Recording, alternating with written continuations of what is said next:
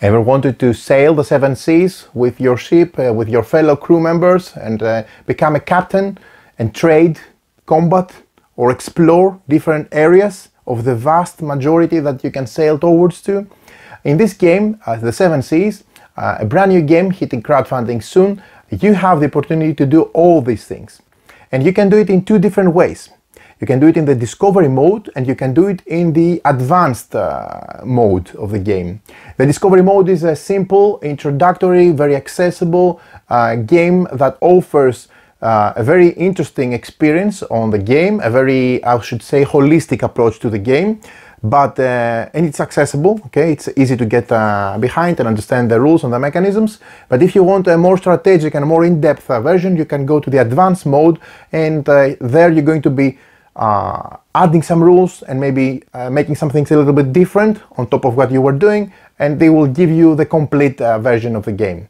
I like this idea because it offers two options. I would definitely play the advanced game myself, but I can really see myself offering to teach other players using the discovery mode. Also, you can play it with a mixed group of experienced and non-experienced players, okay? And it's also very accessible to everybody, to younger ages, to more experienced gamers also. But if you want to play with some seasoned gamers, you definitely want to switch to the advanced game. Now, what is the Seven Seas? The Seven Seas is a game where it uses very clever, fast-paced mechanisms of worker placement, of all sorts of things. You're upgrading your ship, you're going with a different tech trees in order to become better with your sails and with your weaponry, etc. You try to have different encounters, you visit different locations with your ship, and you're trying to see if you can fight pirates, can explore, trade, discover things, fight adventures, fight sea monsters, have different adventures and so on. But the whole engine under the hood is a very fast-paced, simple, robust system where you simply place your one of the two workers you have the captain and the officer, and in the introductory game, or I should say better, the discovery game, they're exactly the same. It's just that you cannot place them in the same spot. You need to, you can go where other players go, but you have to pick another spot. But in the advanced game, you have to think about the rank, because you can only go into places where you have a high rank, because if you go to places where you have the equal or lower rank, players from other players have pawns with equal or lower rank, meaning you place your officer in a place where another player has their pirate, you're going to get a reduced action, which hurts a bit. But you can still do it. So I like these differences where you can focus, on either playing a very straightforward, simple, robust version of the game, or add a little bit of salt and pepper and spices, not too much, not to make it over complex. Not just easily accessible again, but enough to make it more crunchy, more thinky, and more giving you more options. Even more cards, because you also add the advanced cards in the advanced mode. You also add the flip side of the main board where you have more options, more spots, etc. The worker placement is very interesting. I'm going to speak more about that at the second, after I explain the how to play video and I present to you all the rules at the end of this video, where I give more about my opinion. I'm already as you can see, excited because I really enjoyed the simplicity of the system, but also how many options it offers, how many different ways you can play the game. This plays from 1 to 5 players. It has a solo mode, it has a discovery mode, it has the advanced mode, and I'm sure they're going to add a lot of sorts of different things. The production is stellar, even for the prototype I received. But it's a game that I can see myself playing again and again in the future. It's a game that I can see having a lot of table time, and the reason for that, it's simple to explain, offers a lot of variety, a lot of options, looks gorgeous on the table. The colors, the art, the different components, everything is really nice. And the way that you can customize your ship with different weapon levels or different cannons, different amount of cannons, weaponry, or different amount of sails, and gain points out of that if you go, to have a very buffed up sea vessel, or if you collect sea gems by having encounters on all the different seas and getting 1 gem from each space, or if you go for treasure, or if you go for all sorts of different things. And there are dice rolling here for the exploration part and for the combat. Combat is very nice, simple, straightforward, but very nice. But you can also manipulate it a lot with a lot of things. You can use rum and fortune, tokens to make your dice roll easier, or you can even add more dice by spending resources. So all cool sorts of cool ideas, interesting ideas, a lot of things to discover, to play with, to play around.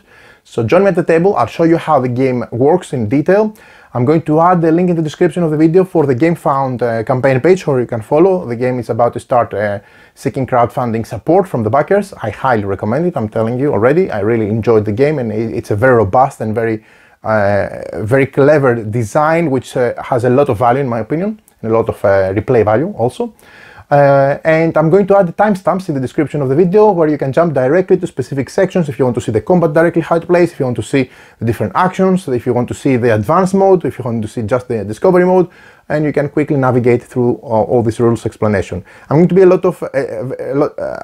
lot of I should say more scholastic, detailed, but the game's straightforward. It has simple rules, and it has all sorts of things that you would expect, but combined in a very nice and interesting way. So join me at the table, I'll show you how it works, and come back at the end of this video for my final opinion, wrap up, and final impressions of my couple of sessions that I had with the game so far.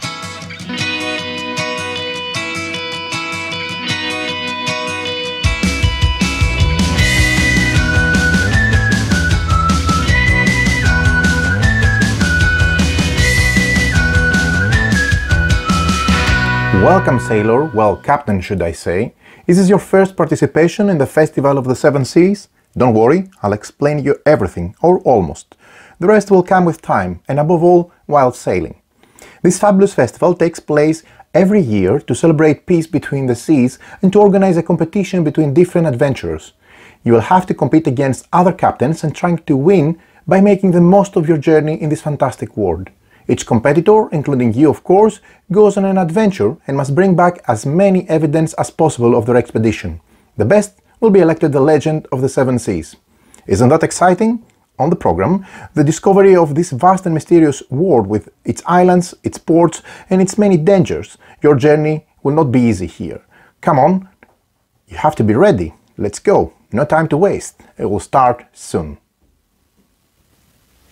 So let's have an overview of the discovery game. I remind you that the game comes into different modes. It has the discovery mode where you can start your adventure, and it has the advanced mode where you can continue your adventure, actually adding some additional rules and giving even more content and ways and gameplay into the game. So we'll start by explaining the discovery mode and then move to the advanced mode. So, overview of a discovery game. A game in discovery mode lasts 5 rounds, and each round takes place in 2 turns, during which players will choose and carry out their actions. To play during your turn, you place one of your action tokens, either a captain or an officer, in one of the spots, the one that you see here. These are blue spots, these blue circles, and these are places and spots to receive your pawns, your action tokens, either captain or officer, in order to perform an action. Then, once you place the pawn, you perform the 2 associated actions out of the 4 options in the order of your choice. The 4 options are 1, 2, 3, 4. So, for example, if I place my action pawn here, or should I say here, this is linked with 2 actions. This one via this bridge, and that one via this bridge. So I'm going to perform these 2 actions in any turn I choose to do so. This will continue between the players until they have placed both their action tokens, their action pawns, taken their actions in a clockwise fashion, and between 2 rounds, a maintenance phase is going to be carried out to prepare for the next round. At the end of the last round, the player who did the best during their adventure, has accumulated the most glory points, wins the game and becomes the Legend of the Seven Seas. Now, let's familiarize ourselves with the game material. First of all, we have one action board. You can see it here already placed as part of the setup in the middle of the play area. This is two-sided. It has a front side with 1, 2, 3 blue spots for worker placement, and the back side for the advanced game has 5 blue spots on the back. We have 7 seas like this one, 1, 2, 3, 4, 5, 6, 7 sea tiles. Okay, they go and they slot in this nice board. And we have 5 hideouts, one for each player. The hideout is matching the player color. For example, this is blue, This is green, it's linked with the green player if it's participating. This game plays for 1 to 5 players. I'm setting up here a game for 3 players, but you have material for play all the way up to 5 players. You also have 40 upgrade tokens. These are dual-sided. I'm just going to show you what I've placed here in this container. This doesn't come with the game, this is my own. It has a sail for upgrading and having more sails on your player board, or a cannon from the back side, so you can place them. You start with 2 sails and 2 cannons, and you can purchase more throughout the upgrade of your vessel. You also have 120 resources. Resources are green for rum, you see here. You have black for metal, you have brown for wood, orange for food, and you have white for fabric. Also, we have some tokens. We have 50 fortune tokens. These are these tokens here. They have this nice icon. It's called fortune. Okay, and we have also the treasures, which depict a treasure chest with some loot gold in it. Also, the game comes with 35 planks. Each player is going to get 7 planks, 1, 2, 3, 4, 5, 6, 7, that are going to be placed here during the setup. More on the setup later. The player boards, so this is a player board. The side with the A is played over the discovery mode, so the, let's say, introductory way to play the game. Very accessible, very easy to understand, not that many rules. And you have the advanced mode that you use when you flip the player board to the back side with a B, plus some more additional components. Similarly, there are 7 sea decks that you can see them here on the left. They have an icon matching the respective sea. So for example, this yellow has a sun, so the respective deck is this one with the sun. Now the decks are divided so in 2 different types depending on the game mode. If you're playing the discovery mode, you're using these ones. Okay, that they have different things, more on the anatomy later, but they don't have a dot over here.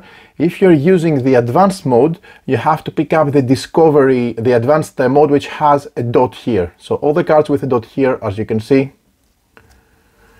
like that, are part of the discovery, the advanced game, let's say. Okay, so this C deck is used for the advanced game, and this deck without the circle over here on the bottom right side of the card is used for the discovery mode, the basic mode, let's say. And that goes the same for each of the decks. So I have set aside the decks for the advanced mode to discuss a bit later. Now we have 10 action points. Each player is going to have 2 action points. One is going to be the officer, and one is going to be the captain, okay, in the player color. The player tableau. We also have gems. 7 gems, 1 for each of the seas around the board. So for the green, you see 1 here, 1 there, 1 there. I've just placed all the blue ones here, so you can see they're matching the gems and the color of the tile. Okay, so you need to place 1 on each of the seas as part of the setup. More on that later. We also have the hideouts that they go and slot when the players are going to embark from there, and they can be moving outwards from that. We have this token here. This is used in the advanced mode, more on that later. The same goes with some additional tokens. I'm not going to explain them now. These are also used in the advanced mode of the game. For the moment, these are all the components you need to see for the main basic mode. Okay, so matching decks with matching seas and tiles. This is a starting player token that you have, this nice first player token. Again, this is a prototype material, so everything you see in front of you is very nice and beautiful looking, but it's prototype. So make sure to check out the link in the description of the video for the crowdfunding campaign page of the game, follow the campaign and discover more about what is going to be offered during the campaign. Now, the last thing that I want to show you are the dice. Again, these are prototype dice. We have the exploration dice, which are 5 dice, which depict either blank or stars, and the combat dice, which again have different symbols, and these are again prototype. That's why you see the stickers. Okay, they're not going to be with stickers, I think, in the final production. More on that from the crowdfunding campaign page. Now, these are all the contents that we have, all the game material. Let's move now to game setup. Game setup. The first thing that we do is we take the action board that you see here and we place it from the correct side, depending if we're playing a discovery mode, basic mode, or in advanced mode. In this case, we're still describing the discovery mode, the basic mode, so it needs to be with the side that has 3 blue spaces for worker placement. 3 action spots as they're called. Then we take and we place 5 fortunes, 5 of those, on 5 of the spots around the board. It doesn't matter the chosen spots, they just indicate that we're going to play 5 rounds in the game, so we use 5 of them. Okay, so it doesn't matter if it's here or here or here. Okay, we just place 5 of them around the board. Then the next thing we do is we take and we shuffle the 7 C's tiles. So this, that. Okay, we shuffle them, and just to show you how a C tile looks like, it has C on the back. Okay, so we flip them, we shuffle them, and we place them around the main board. Okay, as I've done so, in a random fashion. Then we take each of the basic C deck, matching a symbol and color with each tile. Okay, again, I remind you that they don't have a dot here, that's why you know it's the basic card, the basic deck. Okay, so we take it and we place it here, and once we've done that, we can place them either below. For example, you can keep them, you need to have one flipped card next to each C tile, so you can either have them next to it so that you can feed the spot when the game tells you to do so, or to the side, and just make sure you take the correct card from the correct deck. In any case, you know on which deck it belongs because it has the symbol here, also the symbol on the back, the symbol on the matching tile, so it's very easy to distinguish. Once you've done that, you shuffle them, and then you place each deck next to its corresponding C, leaving one space card between the deck and the tile, as I've recommended, or to the side, if you're short of space. Each player then receives their player color, and they take the following components. Their player board, like in this case, showing side A, as you see. This is a player board for the green player, shows A, so I place it next to me. I have squeezed everything here just to make it easy for the video, but you don't have to squeeze everything, obviously, during your play area. I mean, it's not a game that takes a lot of space in any way to begin. Now we take one hideout, so I'm the green player here, so I have in my personal belongings my green hideout with the border green around it. Okay, I take one ship, 2 action pawns, okay, 1 captain and 1 officer, captain and officer, and then I take 1 fortune, which I'm going to place here. This is a spot where I collect my fortune tokens. 7 planks, 1, 2, 3, 4, 5, 6, 7, which I place here. There is an icon for the planks here on your player board. Okay, you're never going to get more than 7. You can think of them like life points, and you will rebuild up to 7 once you take damage before capsizing, etc. And 1 resource of each type. So I've taken 1 metal black, 1 green, 1 brown, 1 wood, 1 yellow food, and 1 white fabric. Okay, so I've done that and I place it here. Here at the bottom right, I'm going to explain the anatomy of the player board later on, but this is my, let's say, a storage area where I place my resources.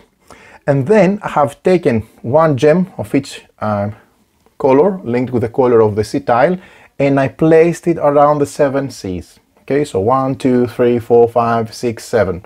All players do the same. Each player places their C gems on each of the C's. The color of the gem should match the color of the C as you see in front of you. Next, we set aside in some common piles resources, okay, treasures, fortunes, and upgrade tokens for sales and cannons respectively, and we put somewhere close to us the dice, the exploration die and dice and the fighting dice. The last thing we need for the discovery game is the first player token. We need it also for the advanced game. We'll place it hereby. We'll see who takes it later on. Anatomy of a player board. So here's a player board of the green player. So let's focus on the different portions of the board and the areas to see what's what. First of all, here you see that we have the gem compass. You place here all the C gems you collect through the course of the game, and this is a mainly way to score glory points, which are the victory points in this game, at the end of the game. So for example, when I collect this gem, okay, from the green tile, the yellow tile, I'm going to be placed it here, indicating that I'm going to get a victory point at the end of the game. Next, the treasure cache. You store here all your cards or your hard-earned, skillfully stolen treasures, tokens, not cards, that go here in this spot.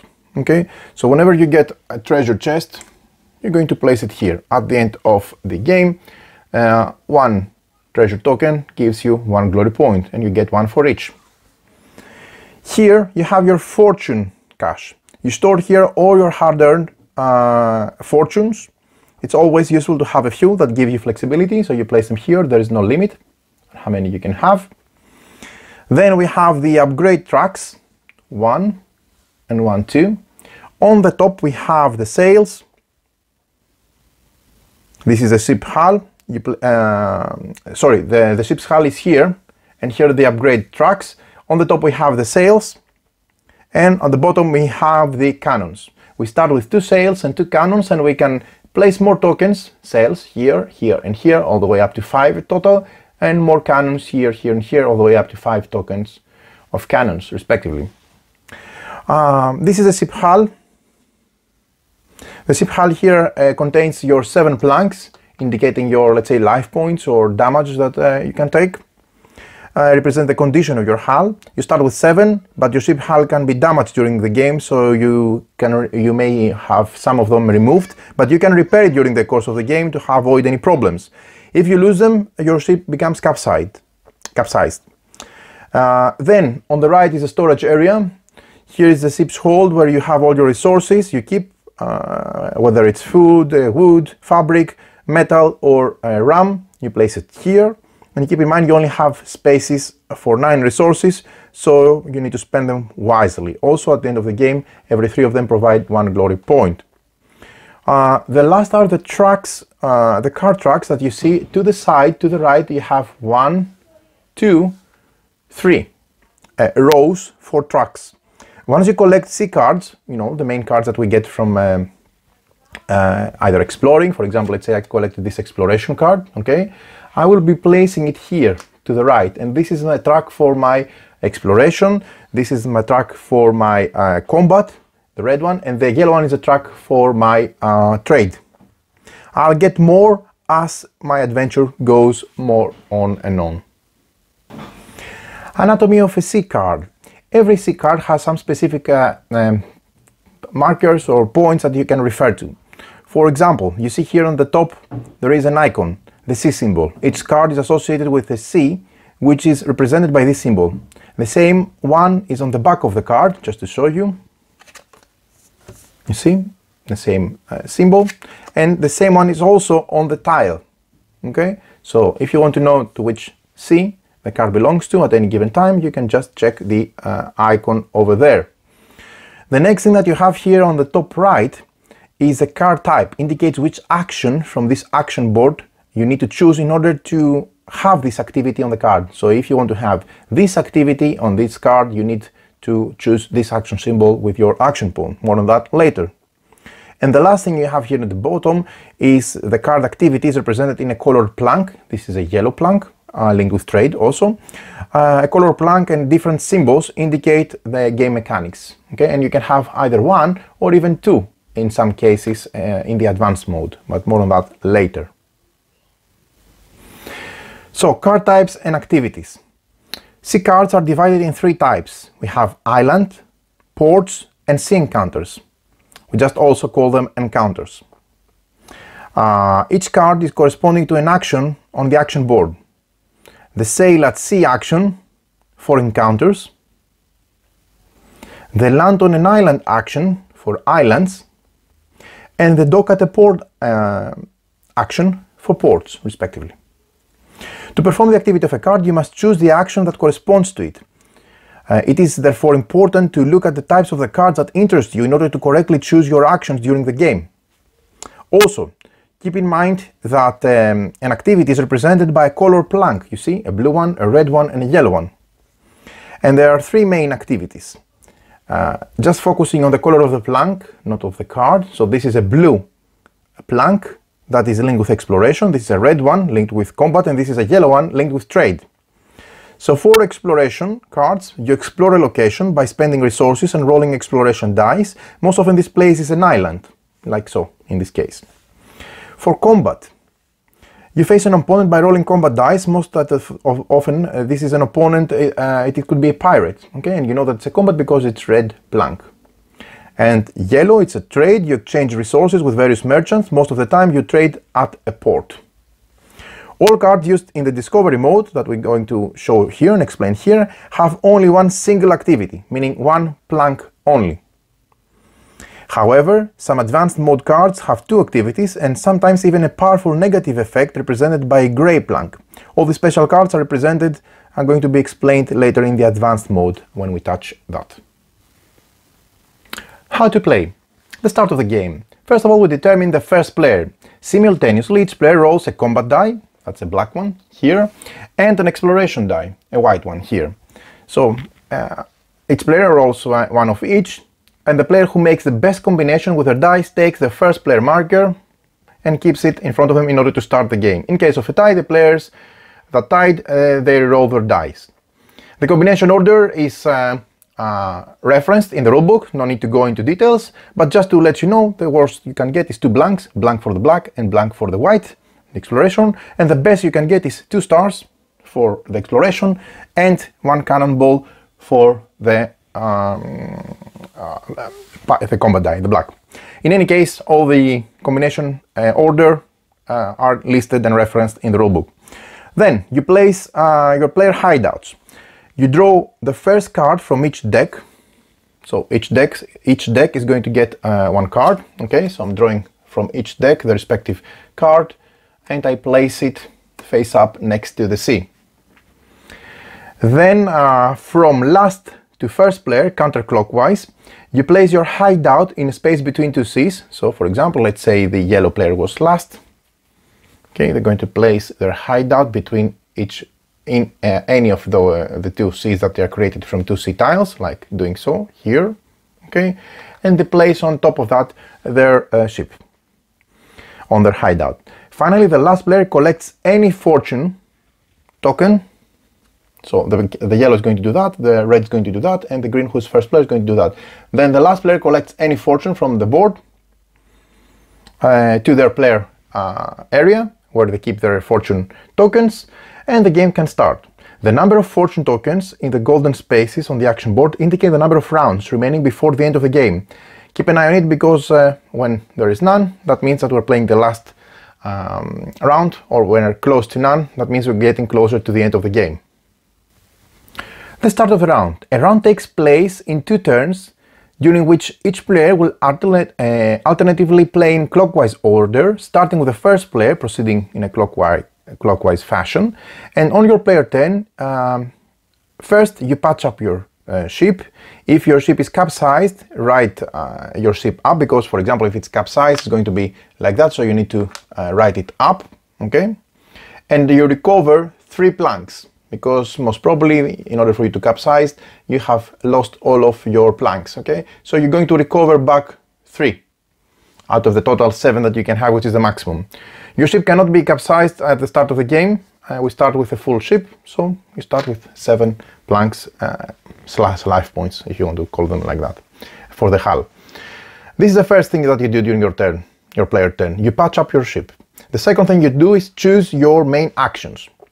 You take and you place one of your action tokens, either the captain or the officer, in one of the 3 spaces, either here, here, or here, if you're playing the basic game. But before doing so, you need to be careful what actions you want to do, because if I place it here, I'm going to be making this action linked here and this action linked here. I won't be able to have access to this action or that action with this placement here, respectively. So place very good attention to the action icons, that they are linked with your placement, and the cards around the sea tiles, because you're going to, if you want to access this card, you need to place it in a way that you have access to this icon. If you want to access this card, that card, for example, that's a good placement because I have access over here if I'm interested in fighting this enemy, for example. But anyway, this will make more sense later.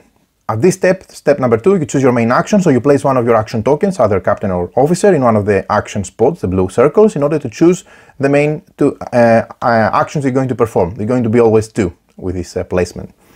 There are 4 icons, okay, so each combination has access to 2, so 1, 2, 3, 4, and these are going to be the 2 main actions that you're going to take. Keep in mind that during your second turn, you must place your second token, the remaining one, in a different spot from the first one. So after everyone has placed the first one, then I need to, so there's going to be, for example, someone will have placed here, the red would have placed here. So after that, I need to place my second token, okay, but I cannot take the same spot. So I cannot go and have again this one because my pawn is already there. So I can either take that one or that one, depending on what I'm planning to do. And I need to select a different spot from my first token.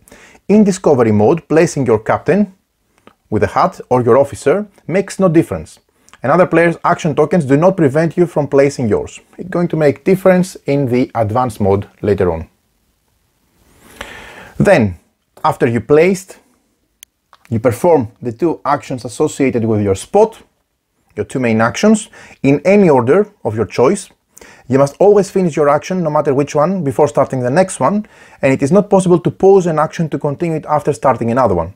If you can't or don't want to do one of the main actions, you must perform a default action instead, which is a basic action, but something you don't want to do it most of the times, but you may decide to do instead of a main action. So that was the first step, performing your actions. The fourth step is end your turn.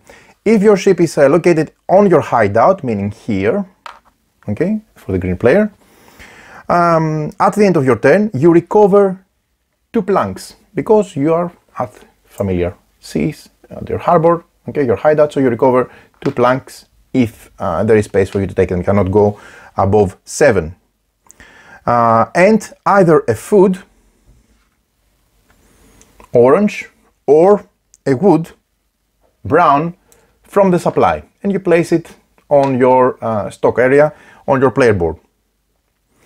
If the player to your left still has at least 1 action token to play, the player turn begins and you go back to the start of the selection option. If the player to your left has no longer any action pawns to play, then we end the round. So this sequence is going to happen 5 times for the 5 rounds. Now, what happens when the round ends? End of round. If there is still at least 1 fortune left on the golden spaces, here we have, let's say this was for the first round, so if there's still a fortune at the end of the round, if there's still fortune tokens left on the golden spaces on the action board, the maintenance phase starts. If there is no fortune left because we played the 5th and last round, the end of game commences. So the maintenance phase has 5 steps. First of all, we discard all remaining encounter cards. I remind you, encounter cards are the cards which have this icon. So any face-up encounter cards with this icon here are discarded. So this one is going to be discarded. The same goes with this one over here. And they're going to be discarded to the discard piles. The next step is we reveal a new C card in each spot next to a C tile that doesn't have any. For example, here we just discarded this one, so we need to reveal one. We draw one from the respective deck and we replace it, and we place it on the vacant space. The same goes for every spot around the map, wherever there is a vacant space. Then we retrieve our action token, so each player, first of all, for this to be the end of the round, everyone would have placed their action pawns, okay? So each player retrieves their action tokens, respectively, from the main board, and we give the first player one of the fortunes left on the action board. So this goes to the first player in their stash. Once this is done, we transfer the first player marker to the player on a clockwise fashion. So it's going to go to the next player in a clockwise fashion, respectively. And finally, a new round begins and we turn to the start of a round sequence. Be careful not to do the same operation twice by mistake. Better one player, a single player, can do all the manipulations to avoid this and make the maintenance phase correctly. After retrieving our captain and officer, our sea vessels, our ships, are going to be in different spots around the board, either on a sea tile or in our hideout around the board, okay? So we don't retrieve those, these stay over there. We only retrieve the action pawns. The end of the game. Each player counts their glory points marked with glory point icons. Essentially this is a star, a yellow star, to figure out who has won. The points from the A side of the board are calculated very easily, and there are some reminders on the player board as well. You get 1 point as you can see here, for each gem collected. So if I have collected 1, 2, 3 gems, I'm going to take 1 to 3 points. Also, if I have collected all 7 gems on my player board, here I just have 1, I'm going to get 1 point. If I have collected all 7, then that means I'm going to get an additional bonus point. Then I gain 1, 2 or 4 points for 3, 4 or 5 sail levels. So you see, point, point, point. So 1, 2 or 4 if I have upgraded my sail points, my sails, by adding sail tokens there. I get also 1, 2 or 4 points if I have 3, 4 or 5 weapons accordingly. And that's why you see 1, 2 and 4 below the upgrade spots on your player board. I get 1 point if my ship has 5 or 6 planks. So 1, 2, 3, 4, 5 or 6 planks will give me 1 point. But if I have all 7 planks, meaning a full hull, I will get 2 points. 1 point per treasure in my treasure cache, as indicated here. I count how many treasures I have there and I get that many glory points. I also gain 1 point for every 3 resources on my hold, also indicated and described on the player board. I gain 2 points if I have 4 or more cards in my exploration track. Okay, my exploration track goes here. I get also 2 points if I have 4 or more cards in my combat card track, and 2 points if I have 4 or more cards in my trade card. And when I collect cards like that, you see, I get them next to my track. So here I have 2. If I had 4, I would get 2 glory points. And the same will happen for each track of the 3 that I'm collecting cards for. So this is how we total the number of glory points. If we have a tie between players, in case of a tie, the winner is decided according to the number of collected sea gems, then the number of found treasures, then the total number of acquired sea cards. Finally, there's still a tie, all tied players win the game. Very simple sequence. So now let's move a bit more in detail and see some more insight into the main actions. Main actions. Actions on the action board are called main actions, and most common use of them are during the course of the game. So we see we have 1, 2, 3, 4 main actions. So let's start with the sail at sea action, which is this one in the center and has the icon of a sailboat. You start this action with as many movement points as your sailing level.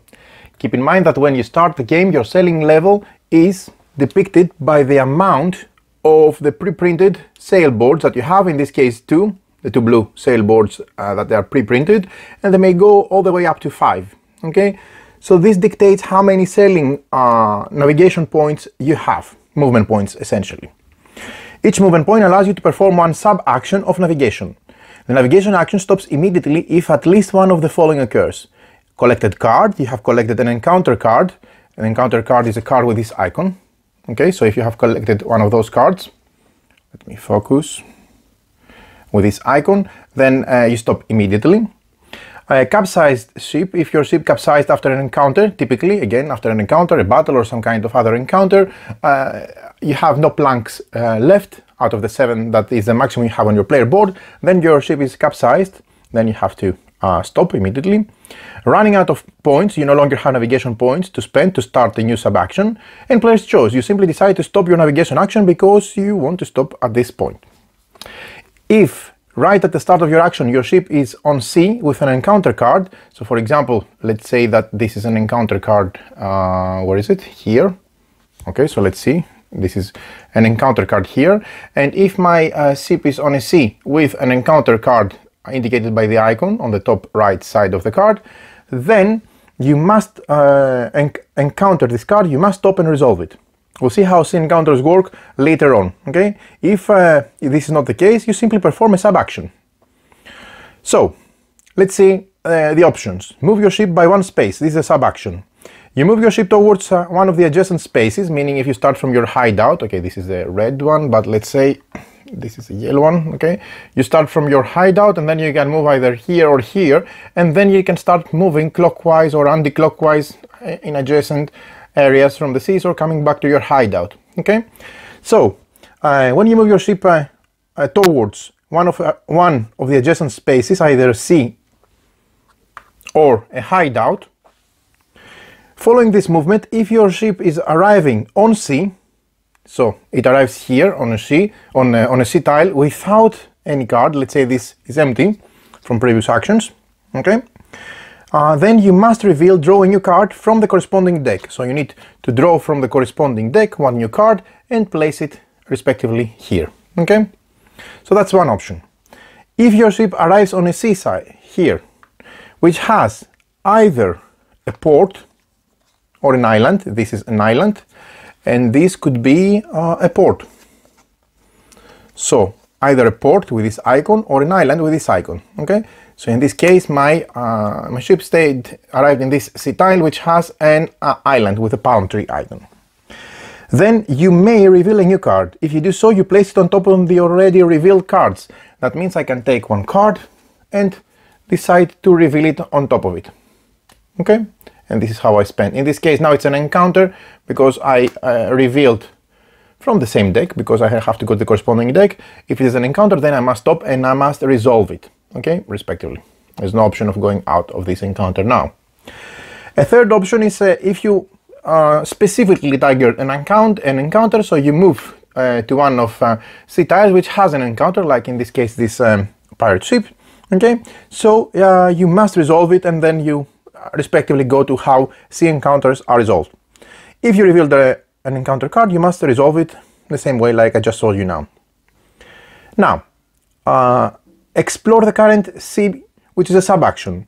Reveal a new card in the sea where your ship is located and place it on top of the already sea card. If you revealed an encounter, again you have to stop. So for example, I can stay here, and let's say I didn't draw an encounter, I can keep spending navigation points, movement points, to reveal more cards, whether it's an island, for example, or a port. Okay, but if at the moment I draw one encounter, I have to stop and encounter it. So this is a sail at sea. It will make more sense once I explain the rest of the actions also. Now, another action that I can take is one of this, which indicates land on an island. Okay, land on an island. Your ship must be in a sea with an island card to perform this action. Okay, that means that when I do my placement at this stage and I want to resolve an island, so I do my placement by placing this one. That means that I'm planning to take two actions. One is going to be land on an island, and another one is going to be sail at sea. So let's say that I was somewhere else, I was adjacent here, okay? And I want to do whatever action I want first. I do the sail at sea, so I spend one movement point. I have two at the start of the game. I can, if I pause my action, then I stop, I cannot continue moving at this step, and then I can take with my second action point the land on an island. So my ship needs to be on a sea tile with a card next to it which indicates an island, like in this case here, and then I explore an island. In discovery mode, which is the basic one that I'm showing you now, the only possible action to do on the island is exploration. You must roll exploration dice in order to obtain at least as many stars as indicated on the card itself. Let's look closely. You see the card on this island that I'm landing, it shows at the bottom 3 stars, which if I roll 3 stars, or if I acquire 3 stars in my roll, I will be able to cash out 4 food. Okay, so what you need to do is you need to roll dice, exploration dice, and the exploration dice are the ones with the white background and the golden stars. Okay, the first exploration die is free, so you already get one to roll for free, and the faces could be either blank, could be 1 star, or it could be 2 star. Okay, 2 successes, 2 stars as a result. All your dice must be rolled at the same time, so you have one for free, and you can spend food, meaning orange cubes, like the one you see above the white die, in order to add dice to your roll. But you cannot have more than 5, so you have one for free, and you can say, let's say, give up to 4 food in order to have a total of 5 dice. I wouldn't do that, but I'm just explaining how it works. I need to decide all together at this point, so I need to say how many extra food I need to spend to get extra dice, and all your dice are always rolled at the same time, and you don't roll more than 5. You can also use Rum, the green cube, or Fortune, the token. This is a fortune, mind you. Okay, so you can either use fortune or rum in order to make your dice roll easier. We'll see how this works later on. Now, out of this land on an island action, again, this is the icon, you can either succeed a C card or fail a C card. I would succeed if I produce at least 3 stars, then I consider that I succeeded, or if I fail to produce the required amount, then I failed.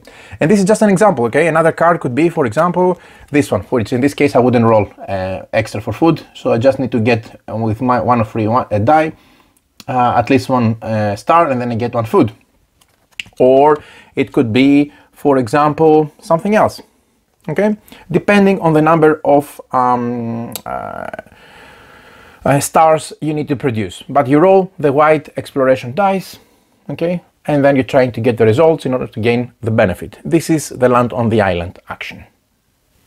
Another icon is this one, which has the anchor. This is dock at a port. So when I move here, or at least I need to be here, need to be on a sea tile next to a card which shows this icon.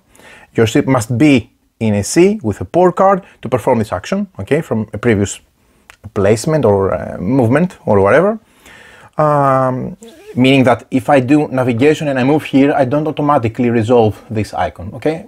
This needs to be another action that I have access to from my worker placement, my captain or my officer. So, trade in a port. In discovery mode, the only possible activity in a port is a trade, which has the yellow background plank, as you can see.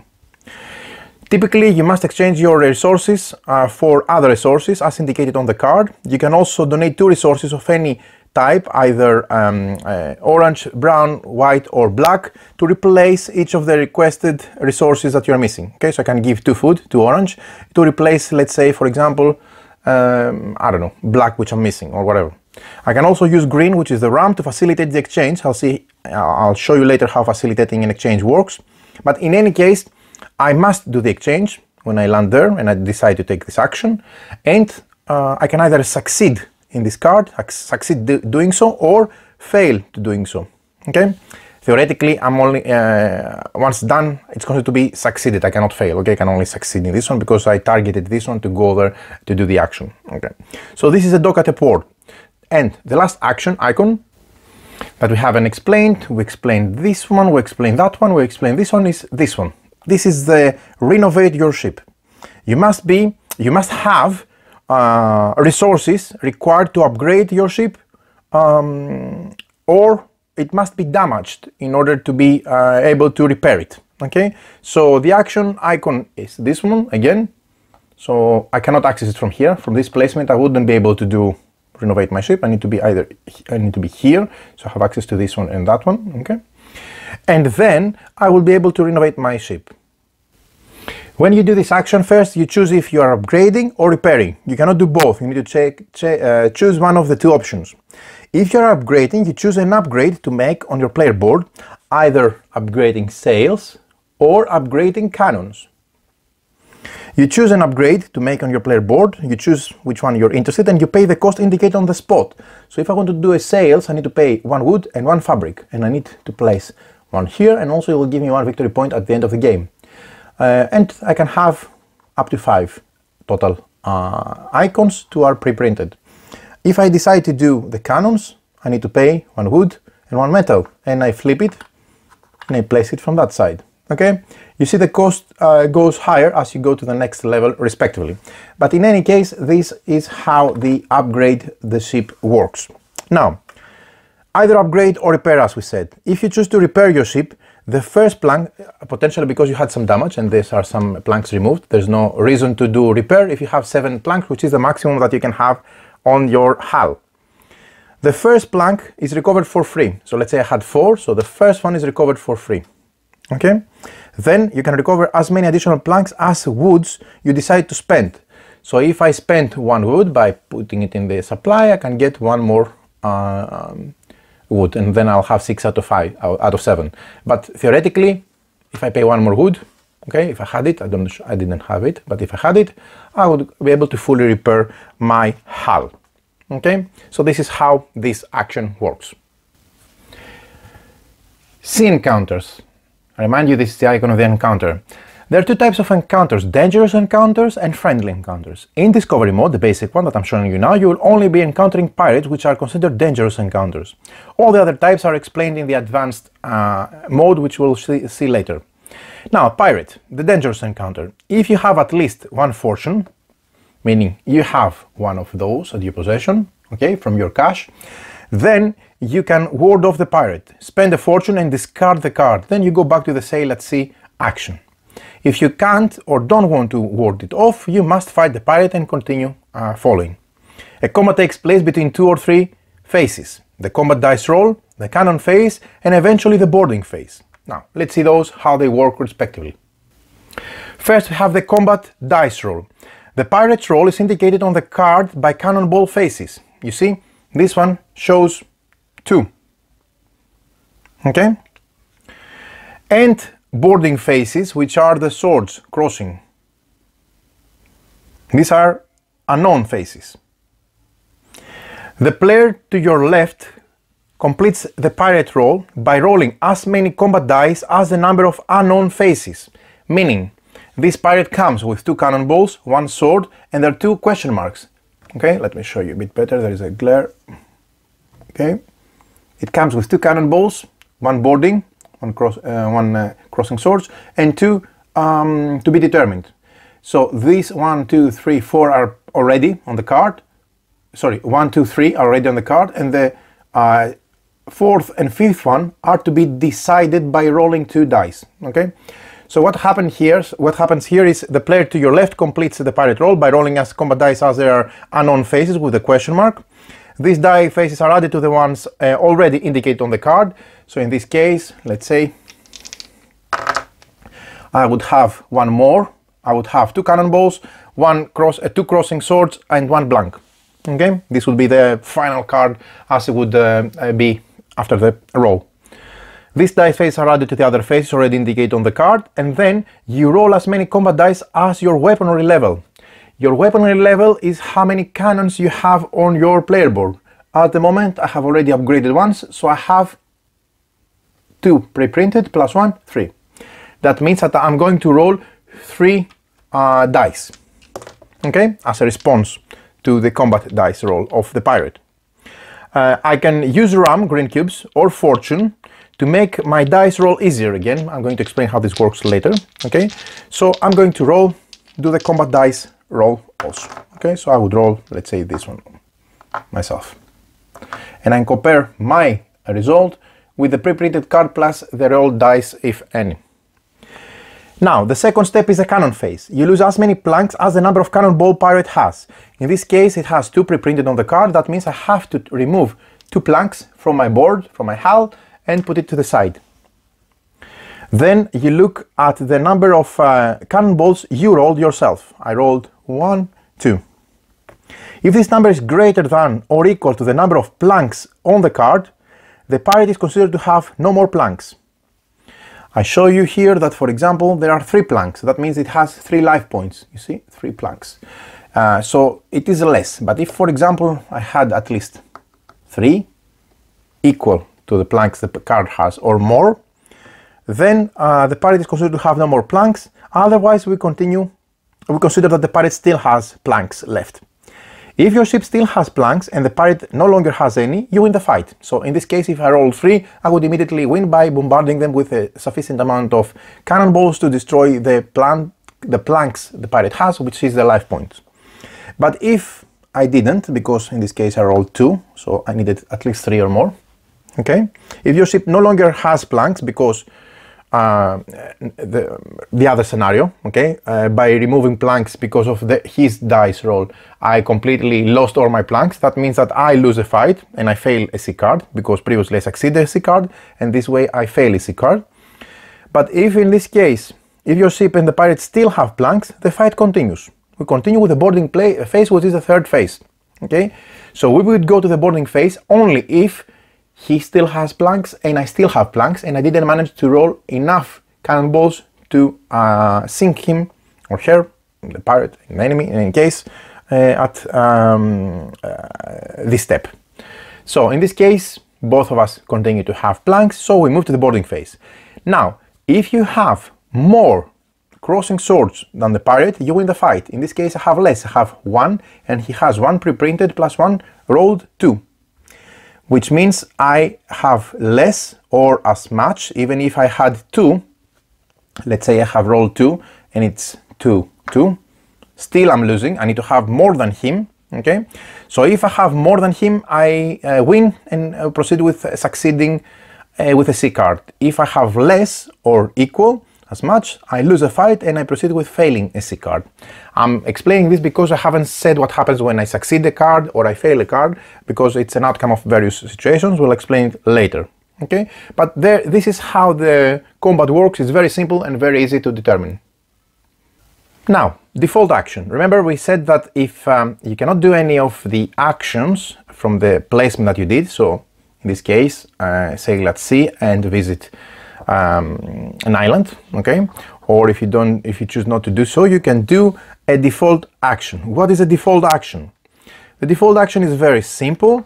You just get 1 food, 1 orange cube, or 1 fortune from the general supply. So either 1 fortune, okay, or 1 food. And this is considered a default action. Now, let's see how we can use RAM. We said that we can use RAM in some cases during the explanation of how the game goes. When you perform the activity of a C card, you can spend RAM, green cubes, from your area where you store them. You need to have them on your board, on your storage space, in order to facilitate the roll. So before your dice roll, you can spend 1 RAM to have 1 additional die, either white, exploration, or combat, black, to throw. All your dice are always rolled at the same time, and you never roll more than 5 of the same type. So first of all, it can help to give you 1 more additional die if you spend 1 RAM. During a trade, this is a trade with a yellow plank, you can spend again RAM from your hold instead of the requested resources. Each spent RAM replacing 1 requested resource. So for example, let's say I didn't have food but I wanted 3 metals and I was here, the red player, I can spend 1 RAM instead of the orange cube, which is the food, to get the 3 metals. Okay, so that's why in this way it's very useful RAM. Now, spend your fortune that you have collected for a dice roll. Before you dice roll, you can spend fortunes, as many as you want and have, obviously, from your stash on your player board, to set the side of your dice instead of rolling them. So, if I spend 1, I can select to replace the facing of one of my dice, if it is exploration, to a single success. Okay, so for 1, let me show it here, I can replace, let's say I didn't roll anything, that's in this scenario, so for 1 I can replace it to that. Or if it is a combat die, I can switch it to 1 cannonball. So 1 fortune gives me changing the face of the white die exploration to 1 success, 1 star, or to the black combat die to 1 cannonball. If I spend 2 of those, okay, I can change an exploration die to 2 successes, or a combat die to 1 boarding. Okay, so these are the options of the using the fortune. After choosing the sides of 1 or more dice, you roll the remaining dice normally, and if you have any left. Okay, so you do that before rolling the die. You cannot flip once you see the result, you need to do it before. You must pay for each die for which side you choose. However, you cannot choose the side of your dice after rolling them, unless the player is a young adventurer child, which we give them something to help them as an extra hand of help for the game. Now, we've seen that, and let's move to succeeding in a C card. We've seen through the course of the game that you can succeed a C card with various ways. In any of those cases, when you succeed a C card, you collect the reward shown on the card and place the card depending on the activity you did in the exploration track, meaning, let me show you. Meaning if I succeeded in an exploration, like this one, the blue plank, I'm going to place it here. If I succeeded in a combat, fighting pirates, I'm going to place it here. And if I succeeded in, I don't know, a trade like this one, okay, with a yellow plank, I would add it here. And you can have as many cards as you want to the right of your player board, which is a track, an area for keeping a track of your cards that you win for each of the different activities that you perform. If this is the first card from a sea you collected, let's say it's the first time you collected a card from this one, let's say I collected this card here, then I also collect the gem, the sea gem. That means I take the sea gem and I place it on the respective area. I think this one, it's this one, yeah, here. Okay? And this is how you start collecting sea gems on your player board. If I succeed again from this sea tile, I don't collect anything because I have already taken my gem. I already took my gem. If you have more than 9 resources at this step, you need to check for excess resources. For excess resources, if at any time during your game you have more than 9 total of resources, then, and that's indicated by the spot you have, the place you have on your cargo hold, you need to get rid of the excess before the game can continue. You choose which ones to throw away and which ones to keep. Okay? And finally, your action is over. If you still have another action to take, you go to the corresponding section, otherwise you end your turn and you continue. Now, this is if you succeed a sea card. If you fail a sea card, either you fail the combat or you fail the respectively, in producing the correct amount of successes for exploration, etc., etc. If you fail a sea card, you get a fortune from the bank as a compensation, as a catch-up, to compensate for your bad luck. Then you follow the steps according to your card. If it is an island card that you failed, remember, the island cards are the ones which have the island icon, again, like this one. So if you failed an island card, like this one, then simply you leave the island card in its place, your action is over, you just didn't get something. If you still have another action to take, you continue and move with your next action. Otherwise, you end your turn, okay? So no biggies here. If you fail the sea encounter, like this one, this is sea encounter. If I fail the sea encounter, if you no longer have planks, your ship is capsized. If you lost in the boarding phase with a pirate, you lose a number of resources equal to the difference between the number of crossing swords of the pirate minus your own crossing swords.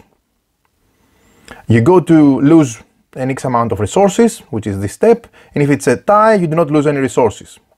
If you still have navigation points, you return to sail at sea. If you no longer have navigation points or you do not want to continue with navigation action, your action is over, and if you still have another action to take, you go to the corresponding section. Otherwise, you end your turn. What does it mean to lose X number of resources? You take all your resources in your hands, okay, and throw them in front of you on the table. Then you discard X amount, starting with the resources furthest away from you.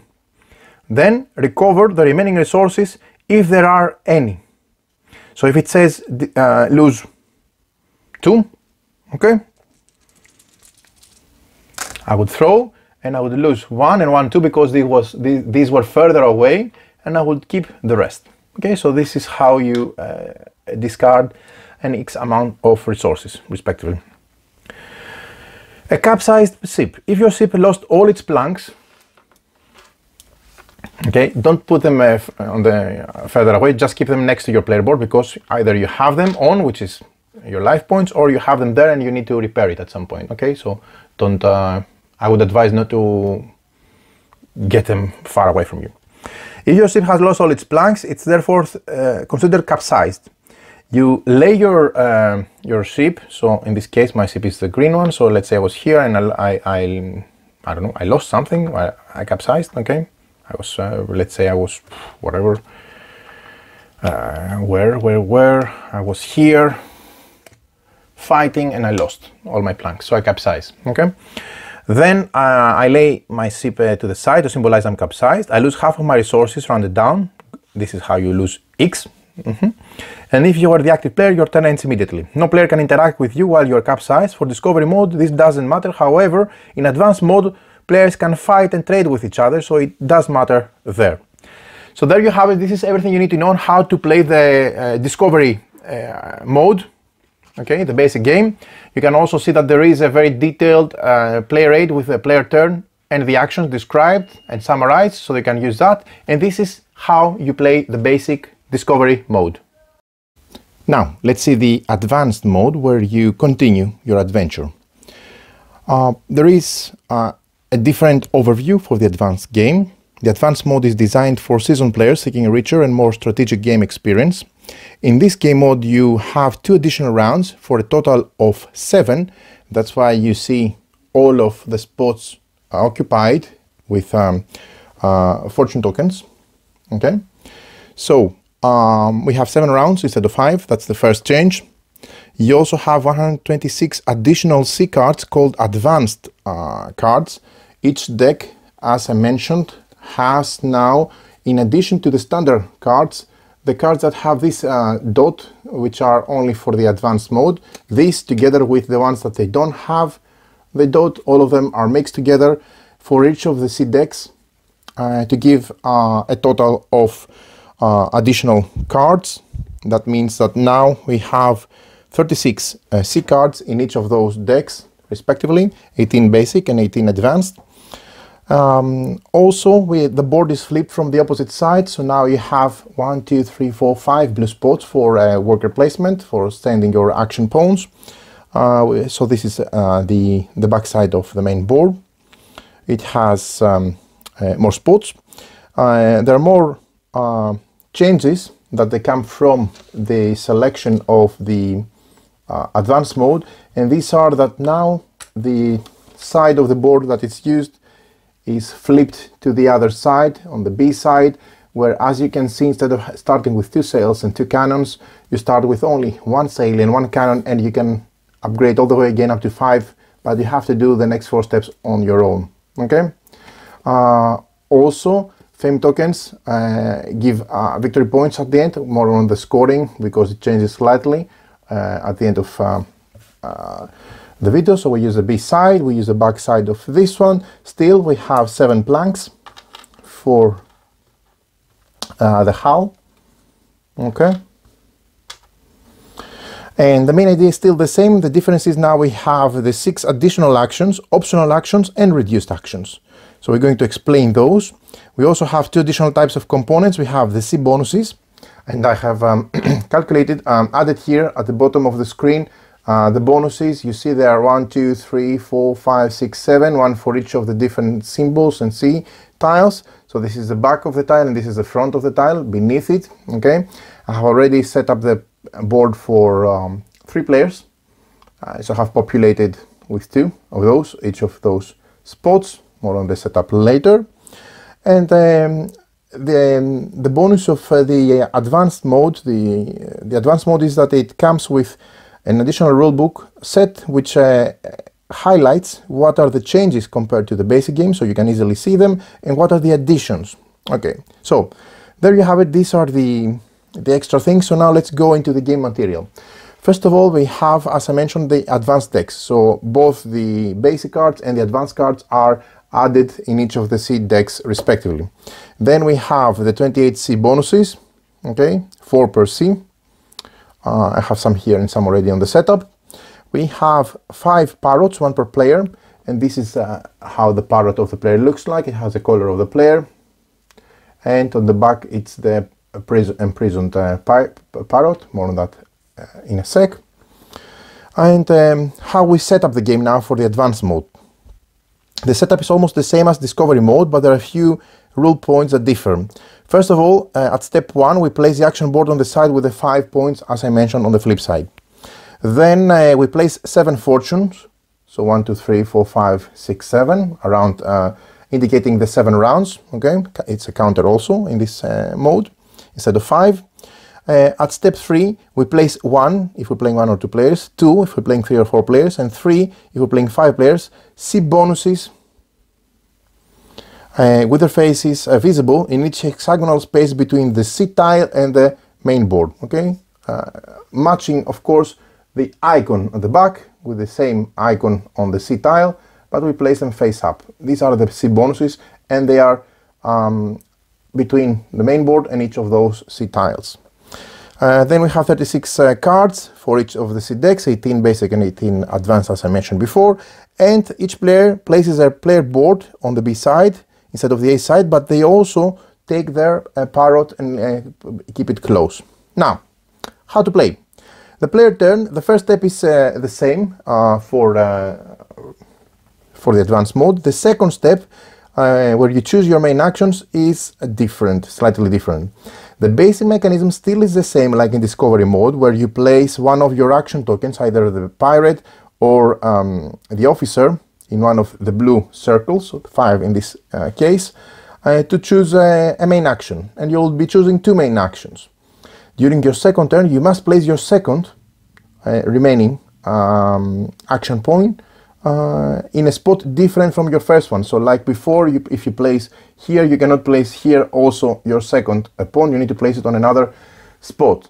The additional difference here is that from now on, when you place an action token, you must pay attention to the ranks of the tokens already placed by other players. So ranks meaning that a captain has a higher rank than an officer, as you can understand. So if you place your action token in a spot with at least one token of equal or higher rank of another player, so let's say, for example, I placed this token here. Okay, so let's place some of the tokens already on some of the spots. Okay, so if I place my token here, there is already a token of either high rank or equal rank. In this case, it is equal rank. It's a captain. I placed a captain next to a captain. But even if I was placing, for example, this one here, I'm placing of a lower rank, mine, in a place with another player's higher rank. So either higher from me or similar with me. Then I fall in the first option, where one of my main actions of choice becomes a reduced action. You will choose it in the next step, but it's done in a reduced fashion. More on that later.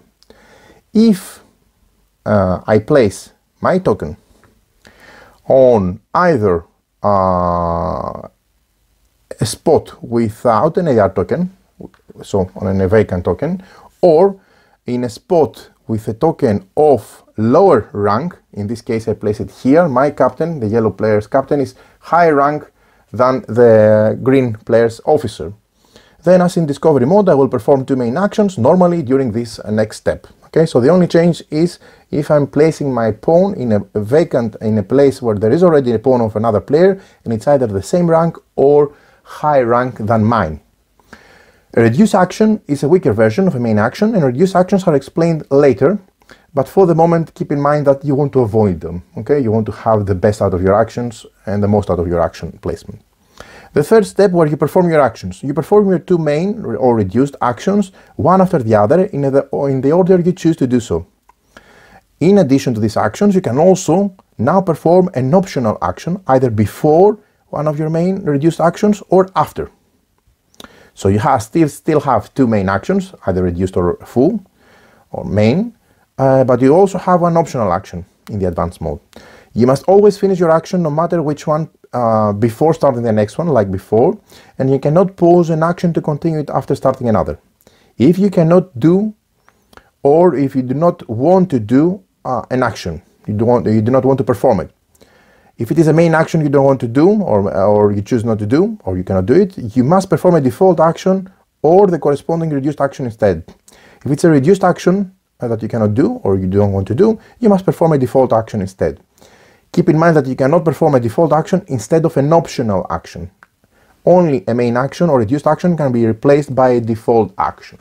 Right, now, what we're going to do now is we're going to focus on the main actions in advanced cards. In advanced mode, there are 9 additional types of cards that you have and that you can encounter over your actions. Okay, so I'm going to open them and place them so that I can explain them to you. Main actions and advanced cards. In advanced mode, there are 9 additional types of cards that you can acquire during your actions. So let's familiarize ourselves with those. We'll divide them by type.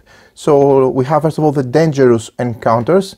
You see they all have the encounter icon like normal, but we have the different types. So this one is a sea hazard.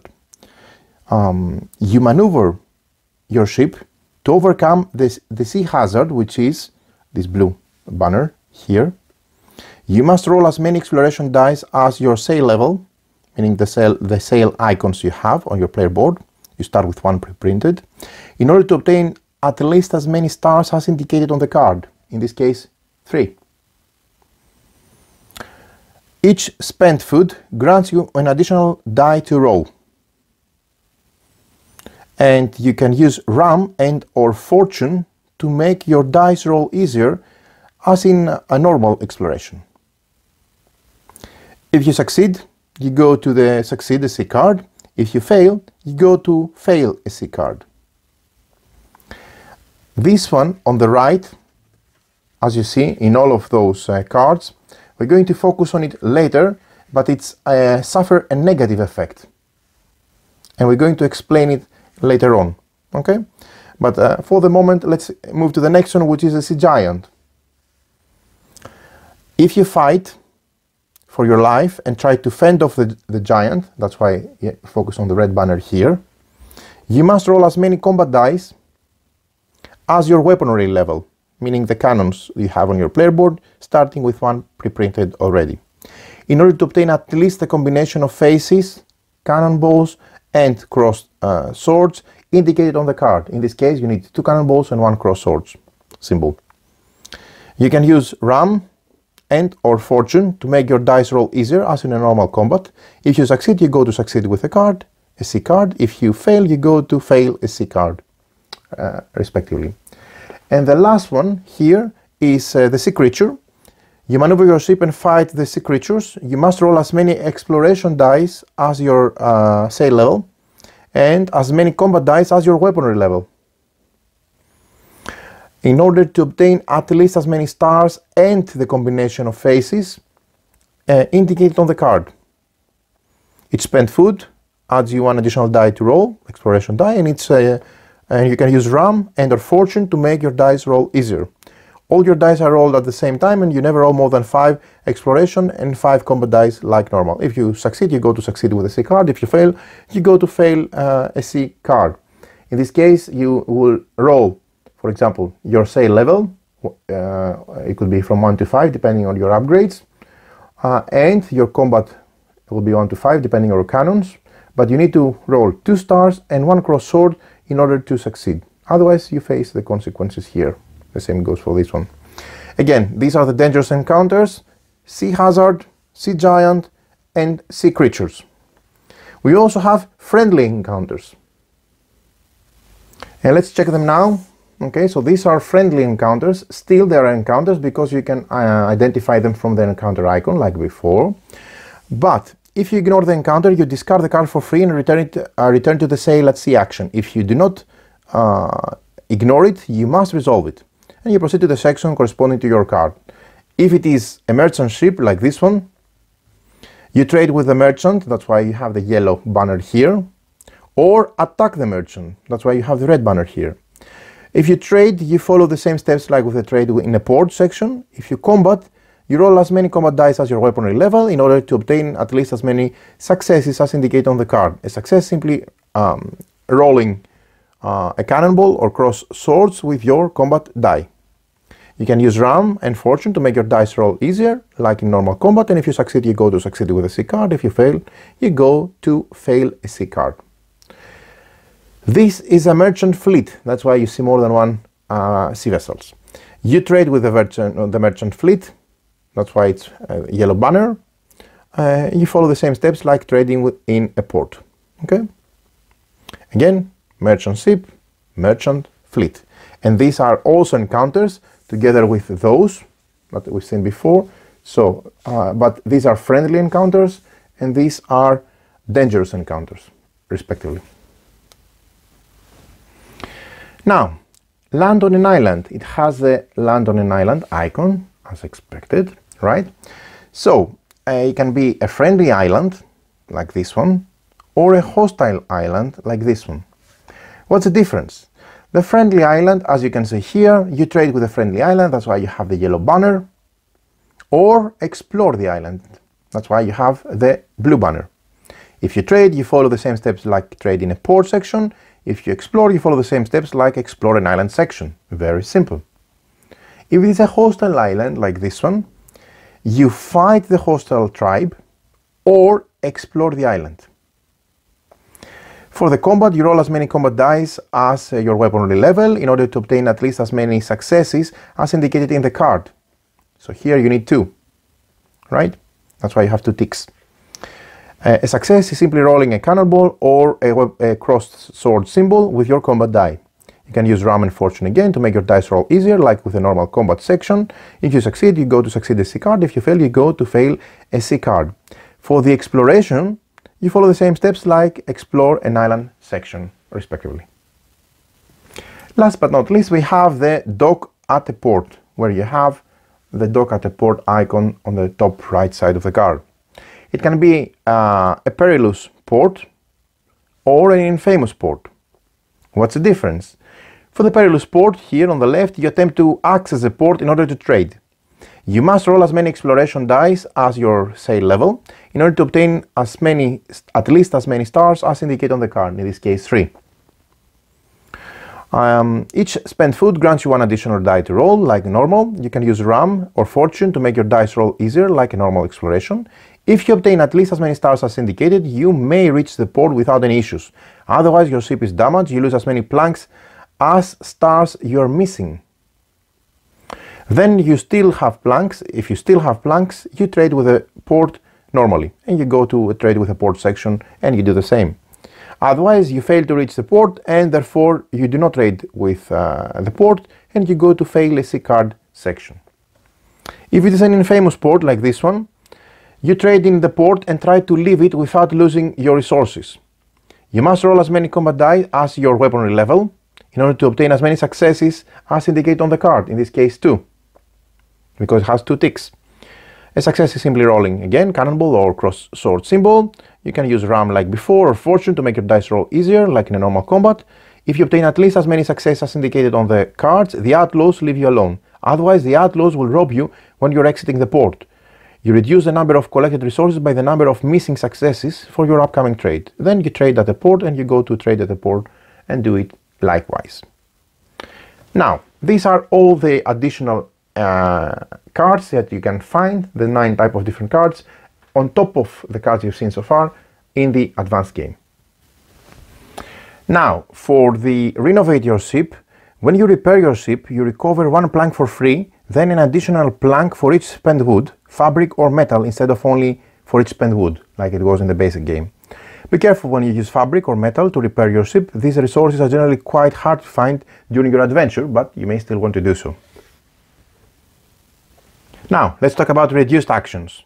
Reduced actions are a less powerful version of each of the main actions. Remember, if I come to a spot to do an action, or a set of actions actually, because I have access to 2 actions, where there is already a pawn of a higher rank than me, then I do a reduced action. Let's see how each of these actions are as reduced versions of themselves. Now, the sail action, which is this one, sail along the coast, sail at sea. You perform the sail at sea action with only 1 movement point instead of as many as your sail level, which is ouch. The sail at sea and sail along the coast actions are equivalent when your ship has only 1 sail, and at the beginning of the game it's therefore interesting to choose this action as a reduced one rather than as another one, because you start with only 1 sail in any case. The gather on an island action and land on an island. Your ship must be at the sea with the island card and the symbol in order to perform this action like before, but you perform it reduced. You get 1 of the indicated resources, typically wood or food, on the exploration activity of the card, the blue banner. You cannot collect treasures and you must leave the card in its place once you finish. Okay, so that's the reduced version. The work at the docks, which is this one, the deck at port. Your ship must be in the sea with a port card, with this icon, in order to perform this action like before, but you do it reduced. You get 1 of the provided resources food, wood, fabric, metal, or rum on the trade activity of the yellow banner of the card, and the provided resources are indicated on the right of the trade arrow. You cannot collect treasures and you must leave the card again in its place. Last, we have the fix your ship, renovate your ship. Your ship must be damaged to perform this action. You recover a plank for free, but you cannot spend resources to recover additional planks or to improve your ship like you can do in the normal main action. Optional actions. In advanced mode, each player can perform an optional action during their turn. Any player always performs 2 or 3 actions during their turn, 2 main or reduced default actions, and eventually 1 optional action, which can be either after or before one of their 2 main reduced actions. The 2 options for the optional action are the following. You can either trade with a player as an optional action. The ships of both players must be in the same sea to perform this action, so you need to be, for example, here and here. And the green player can trade with the red, okay, because they're in the same sea. You offer to trade with a player in the same sea as you. If they accept, you can exchange resources, food, wood, fabric, metal, rum, fortunes, treasures, and parrots. We haven't spoken about parrots. It will make sense in a sec. There is no limit to the exchange, and to also you can have any combination of donations as well, etc. If either player disagrees with the exchange, you can cancel this action, and if you cancel the action, you can trade with another player or perform another optional action instead. Another option for the optional action, remember you get to do only one, would be to attack a player. The ships of both players must be, again, like with a trade, also with the attack, in the same sea to perform this action. You chase a player in the same sea as you to initiate a fight. The targeted player can try to flee to avoid combat. If they decide to flee, we will proceed with the flee portion. Otherwise, we go directly to the player combat. So, let's say the targeted player attempts to flee. Let's say the green player moves here and they tried to attack the red player, okay? And the red player may have an opportunity to flee. You, the attacker, can spend rum, which is the green cube, to boost your crew. So the green player can spend rum, okay, to boost their their crew for pursuing. If you do so, your sail level is increased by 1 for this phase, so virtual +1, allowing you to better pursue the targeted player, and you get 1 additional combat die, the black die, to roll for the fight if it occurs. Second, the targeted player can also spend a rum to boost their crew. If they do so, they have an additional exploration die, a white die to roll, allowing them to better attempt to flee, more on that in a sec, and get an additional combat black die to roll if the fight occurs. Finally, the targeted player rolls as main exploration as their sail level. So in this case, the red player who's being targeted, let's say they have 2 sail level, they're going to roll 2 white dice, okay, and they're going to see how many stars they had in the result. If they get more stars than your means the attacker, sail level, they successfully flee and the combat does not take place. The action is over. If they get equal or fewer, the combat takes place. And we proceed with the combat section. So let's say I had either 3 myself or 4 sail level, okay? And in this case we'll have a combat. So, how the player combat works. A combat between players is similar to the combat between a player and a pirate. It takes place in 2 or 3 phases. The combat dice roll, the cannon phase, and eventually the boarding phase. First, the combat dice roll. You, the attacker, roll as many combat dice as your weaponry level. Like in a combat with a pirate, you will roll as many combat dice as the weapons, your weaponry level, meaning only 1 if you're starting the game, or more if you have upgraded your ship. If you spend rum in the previous phase, if you have spent a rum in the previous phase to choose or choose to spend one now instead, you roll 1 additional combat die. Similarly to the discovery mode, you can spend fortunes to set the faces of your dice before you roll them. Then the targeted player rolls as many combat dice as their weaponry level. If they spent rum in the previous phase or choose to do so now, they roll 1 additional combat die, and also they can spend fortunes to set their faces of their dice before they perform the roll. So this is a combat dice roll step. Second, we go to the cannon phase step. Both players lose as many planks, right, as the number of cannonball faces their opponent roll. So if I rolled, I don't know, 3 dice and I go 3 cannonballs, my opponent needs to lose 3 planks. Okay? This is simultaneous. If one of the ship still has planks and the other one does not, they win the fight and the other one loses. The loser gets a fortune and their ship is capsized, like we've seen before. The winner collects all the treasures lost by the loser and also steals one of their, the winner collects all the resources lost by the loser and also steals one of their parrots. Okay, so they're going to steal one of their parrots. Parrots of the other players are placed on the caged side. Okay, so if the red player was capturing my parrot, they need to flip it to the caged side. If both ships have no planks, because they managed to eliminate each other, they're both capsized, no player wins the fight, each player gets a fortune and they both are capsized. Or if both ships are still having planks, the fight continues and we proceed to the boarding phase. Only if both have planks at this step, the second step, the cannon phase step. The third step is a boarding phase. If one player has strictly more boarding phases, meaning the cross swords, okay, this one, than the other one, they win the fight and then the other one loses.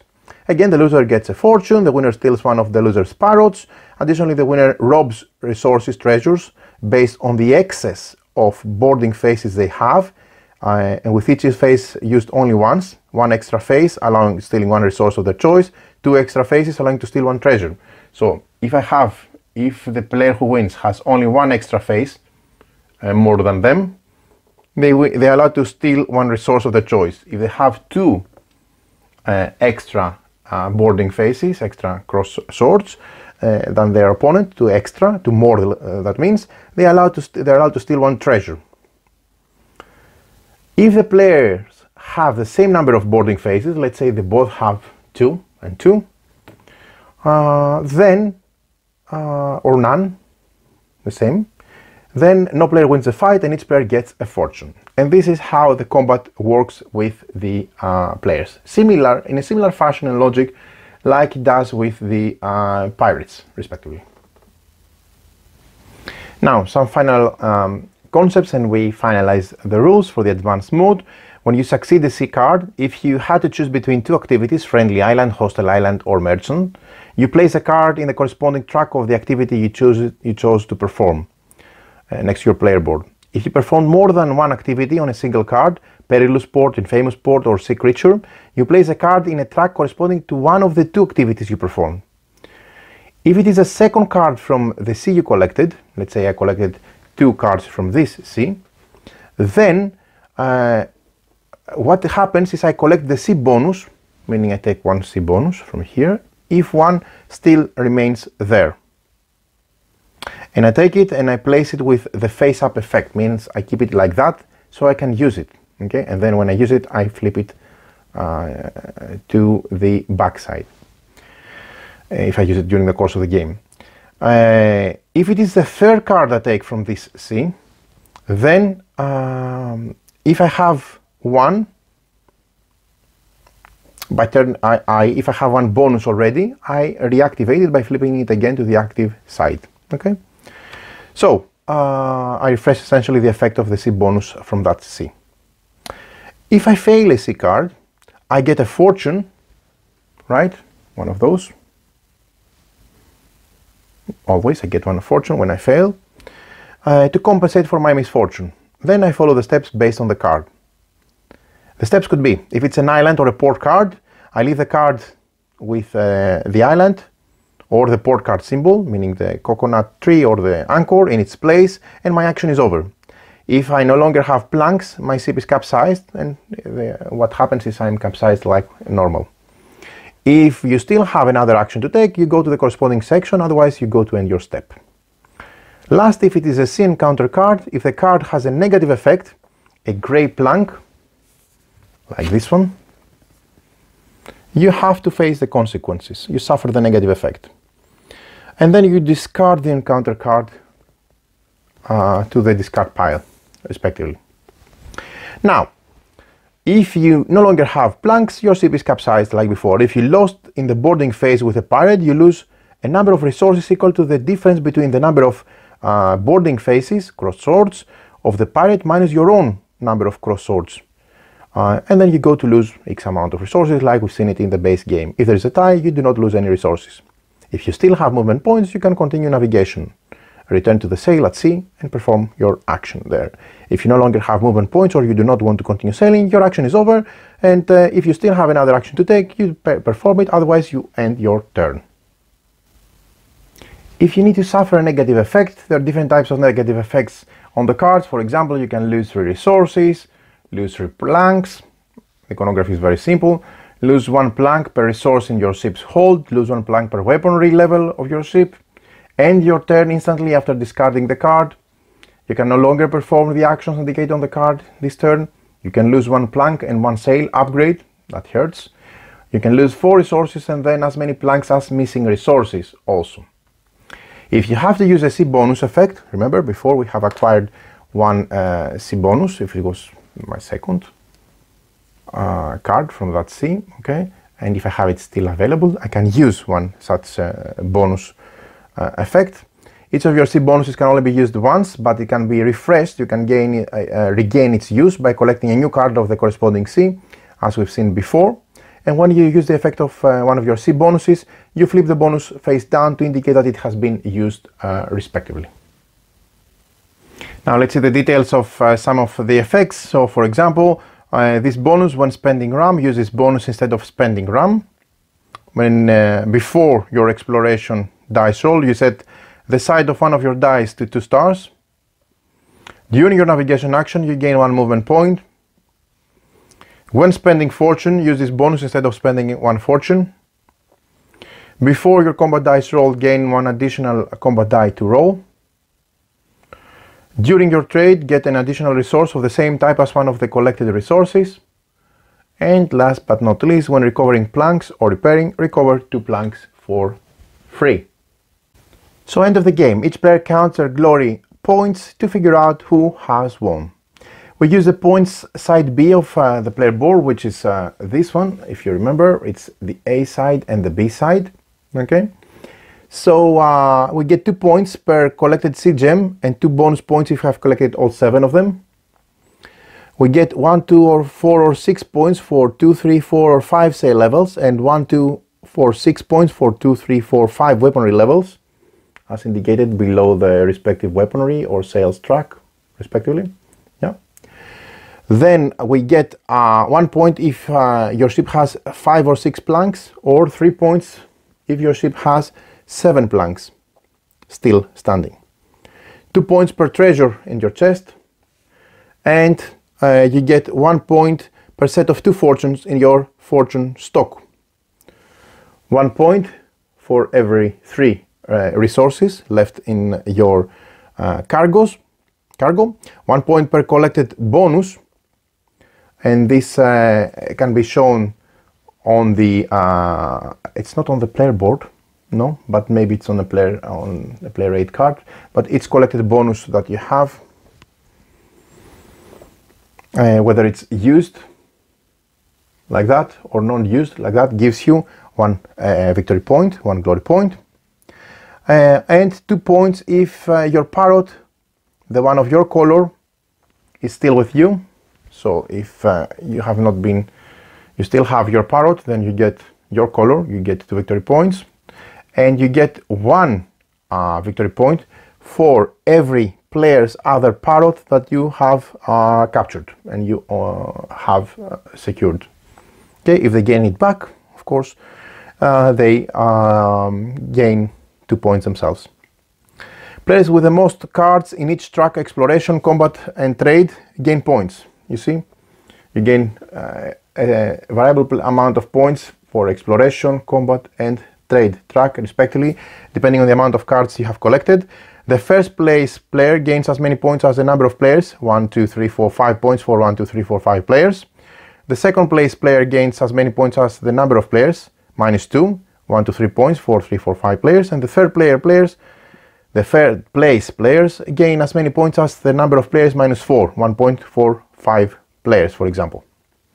If there's a tie, there's a final fight. In case of a tie, tied players settle the score with a final fight. The winner is the one who manages to win the cannon phase or the boarding phase of the fight. Each player restores their ship to 7 planks and set their weaponry level to 5. And during the fight, players cannot use rum, fortune or any other beneficial effects. If there is no winner at the end of the fight, players fight each other again, keeping the current state of their hull. And if players capsize each other, the third player wins the game, if there is one. So there you have it. This is everything you need to know also on how to play the advanced mode, which offers a lot of more strategic options, okay, and more rich experience. Very, very interesting. And I just want to highlight at this point that there is also a solo mode where you can play the game as solo, which is also an interesting option. So overall, I think I would say that I'm impressed with the game. Even though it doesn't reinvent the wheel, okay, it doesn't have something that we haven't seen somewhere else before. It has workers with different type of workers. It has you know, pick up and deliver. It has upgrading your tech trees if you want, collecting different things to get a set collection, to get different amount of points from the you know, the gems, from the level of your ship, from your treasure, etc. Even though it has all sorts of things that we have seen before, I can't really place it exactly how, but it all glues together really, really nicely. The game mechanics, I think if I'm not sure yet, I haven't pinpointed exactly, but I think the core of this impression that I have is the fact that the game is very fast-paced, very robust, very straightforward, with a ton of options, all sorts of different ways to chase victory point collection. It's simple, intuitive, clever, and beautiful, and it works. It really, really works. So I would say that overall it's a great package, at least for me. I would highly recommend to check it out. It's a game that I can see casual gamers getting behind for a quick discovery game with 5 rounds. I can see more seasoned and experienced gamers getting behind for you know, an advanced game with all the additional rules, additional cards, additional options.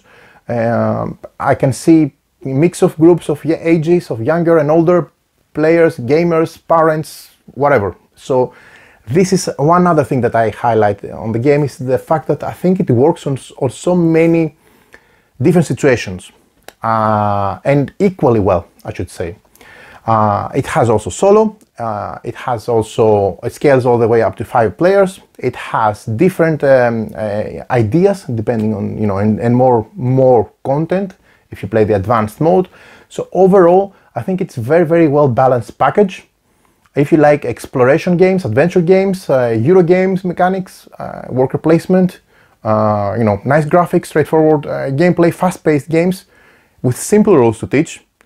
You may see that the video is a bit lengthy here because I was very scholastic. You know, I simplistically put, I replaced the rulebook, so I explained everything in detail, so you can play without a rule for a rulebook, even if you play discovery mode, simple mode, or advanced mode.